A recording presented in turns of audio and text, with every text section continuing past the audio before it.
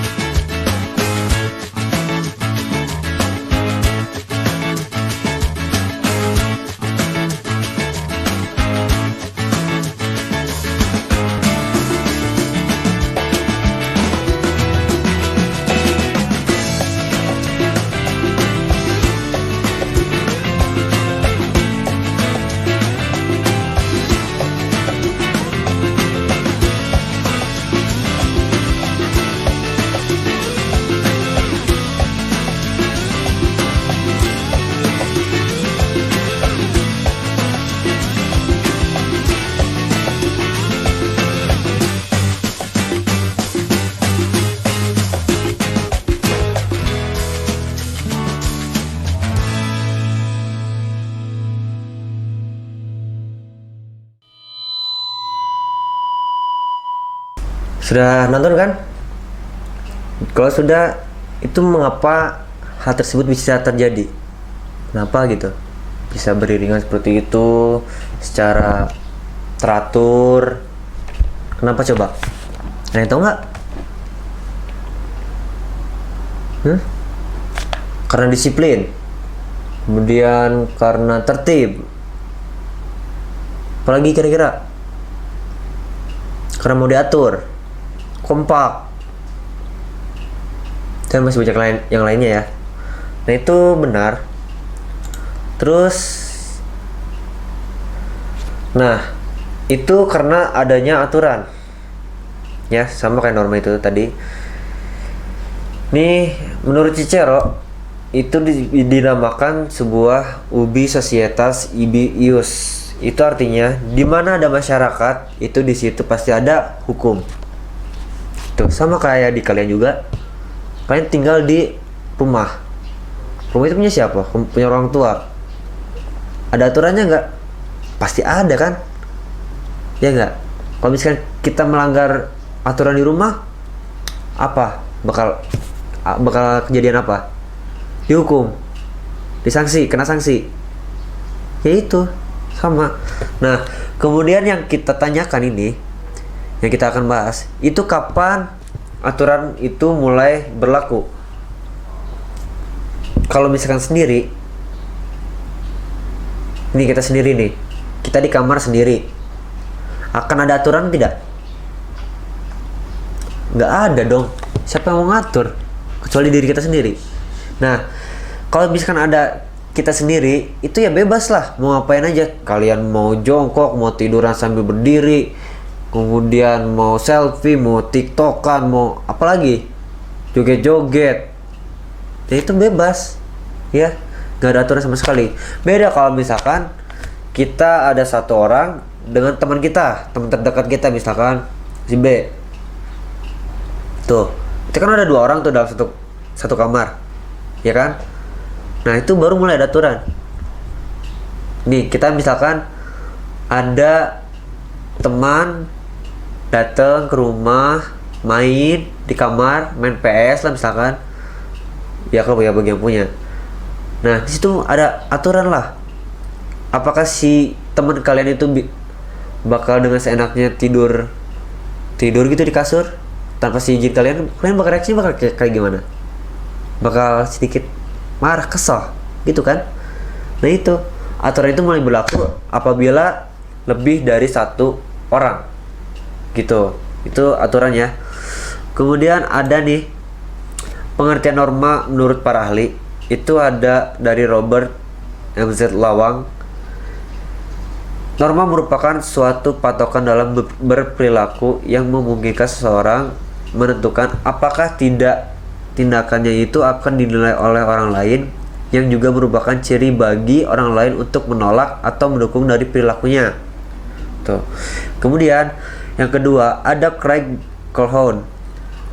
Beliau mengatakan bahwa norma itu merupakan pedoman yang aturan yang menyatakan mengenai bagaimana cara seorang individu layaknya bertindak dalam situasi tertentu. Kemudian yang terakhir ada Bellbaum. Norma yaitu sebuah alat untuk mengatur setiap individu dalam suatu masyarakat agar bertindak dan berperilaku sesuai dengan sikap dan keyakinan tertentu yang berlaku di masyarakat tersebut. Tuh.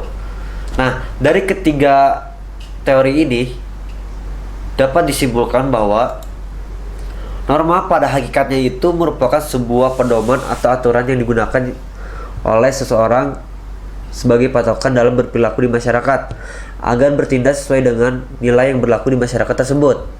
Itu yang bisa saya tangkap. Nah, kemudian selanjutnya ada macam-macam norma. Norma itu dibagi menjadi 4. Yang pertama ada kesusilaan, kemudian kesopanan, norma agama, dan norma hukum. Nih, kita bahas satu persatu dulu. Nih, norma kesusilaan itu merupakan sebuah peraturan yang berkenaan dengan bisikan kalbu dan suara hati nurani manusia. Sumbernya dari mana? Dari hati nurani. Sanksinya timbul rasa penyesalan.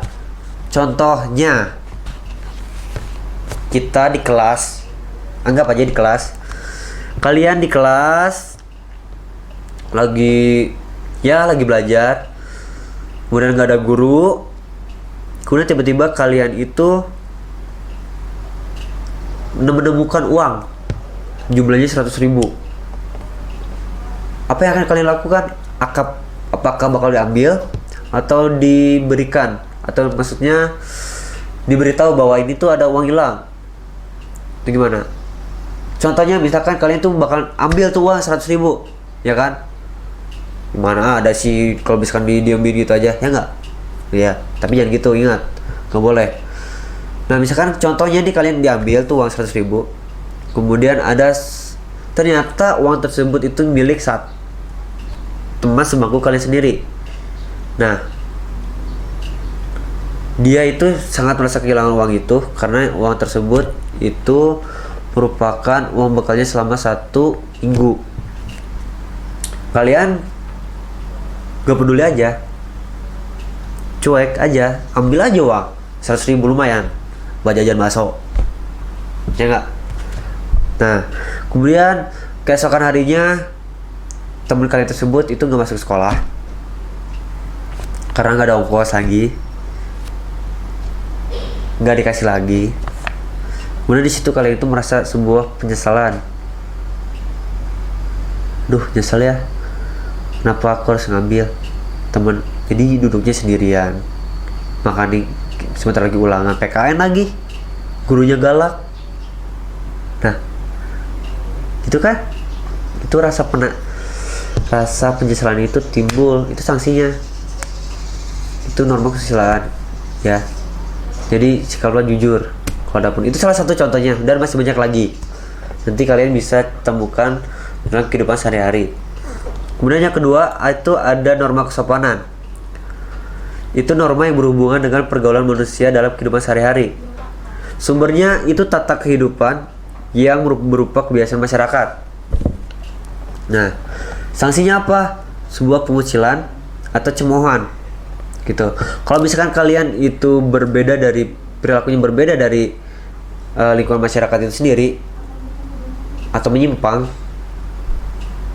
ya kalian itu kalau nggak dikucilkan ya dicemooh, diejek, dibully lah istilahnya zaman sekarang gitu. Nah, gitu ya contohnya tadi. Kemudian yang ketiga itu ada norma agama. Ini nggak main-main loh. Sumbernya dari mana? Tuhan yang Maha Esa. Sanksinya apa? Dosa. Sanksinya itu udah dosa. Kerasa nggak sama kalian? Ya sekarang mah enggak. Gak tahu kalau nanti. Ya, itu bisa kalian rasakan sendiri nantinya. Nah, selanjutnya yang terakhir itu ada norma hukum. Norma hukum itu peraturan mengenai tingkah laku manusia dalam pergaulan masyarakat dan dibuat oleh badan-badan resmi negara yang bersifat memaksa, sehingga perintah dan larangan dan norma hukum tersebut itu harus ditaati oleh masyarakat. Sumbernya dari mana? Yang di bab 1 tadi, undang-undang atau badan resmi negara, itu sumbernya. Sanksinya apa? Kurungan penjara. Kurungan, penjara, denda, atau dipidanakan. Contohnya apa? Kalian ngebunuh. Kalau pembunuhan itu termasuk pelanggaran norma apa tuh kira-kira? Norma agama? Iya, termasuk. Norma hukum? Termasuk juga. Ya, itu kan kita melanggar undang-undang juga, melanggar norma agama lagi. Kemudian sanksinya apa? Penjara. Itu yang di norma hukum. Kemudian kalau di norma agama, dosa. Udah jelas lah, lu juga ngebunuh. Mana ada sih yang nggak dosa. Nah itu ya. Kemudian contoh, misalkan ada kasus lagi sebuah pencurian. Nah pencurian ini kira-kira melanggar norma apa sih? Tahu nggak? Nah, kalau tahu komen di bawah ya. Kemudian arti penting norma dalam mewujudkan keadilan. Emang penting ya norma? Menurut kalian penting nggak? Kenapa? Ya, kalau menurut Bapak tuh penting. Yang pertama itu sebagai pedoman dalam bertingkah laku. Itu ya. Norma tersebut itu memuat aturan tingkah laku masyarakat dalam pergaulan. Terus yang kedua, menjaga kerukunan anggota masyarakat. Itu norma mengatur agar perbedaan dalam masyarakat itu tidak menimbulkan kekacauan atau ketidaktertiban itu sendiri. Dan yang terakhir, ada sistem pengendalian sosial. Nah, tingkah laku anggota masyarakat ini diawasi dan dikendalikan oleh aturan yang berlaku tadi. Kemudian ada nilai-nilai keadilan. Ada keadilan distributif, kemudian ada keadilan legal, kemudian keadilan komutatif. Nah, kalau keadilan distributif itu sendiri, itu suatu hubungan keadilan negara dengan warganya. Contohnya, kalau bisa komen ya. Terus keadilan legal itu suatu hubungan keadilan warga negara terhadap negara lagi. Itu kebalikannya tadi, dari warga negara ke negara. Itu soal nomor 2, komen. Kemudian keadilan komutatif, suatu hubungan keadilan antara warga satu dengan yang lainnya secara maksudnya timbal balik. Tuh. Itu komutatif. Nah, kemudian perilaku sesuai norma yang berlaku dalam kehidupan sehari-hari. Ini itu ada 2. Yang pertama ada faktor penyebab kepatuhan terhadap normanya masih rendah. Itu masih tanpa disadari itu kita itu untuk patuh terhadap sebuah aturan itu masih rendah sih, bisa dibilang rendah. Karena bisa kita lihat buang sampah sembarangan itu masih menjadi hal yang lumrah atau hal yang biasa. Itu sedikit tapi berdampak banyak, itu salah satunya. Kemudian ada norma dalam kehidupan berbangsa dan bernegara, itu kita akan bahas nanti. Nih, perilaku yang harus dibina dan dibudayakan di Indonesia itu, yang pertama ada budaya malu. Kenapa harus ada budaya malu? Kalian aja kalau misalkan tidak pakai baju malu nggak ke sekolah?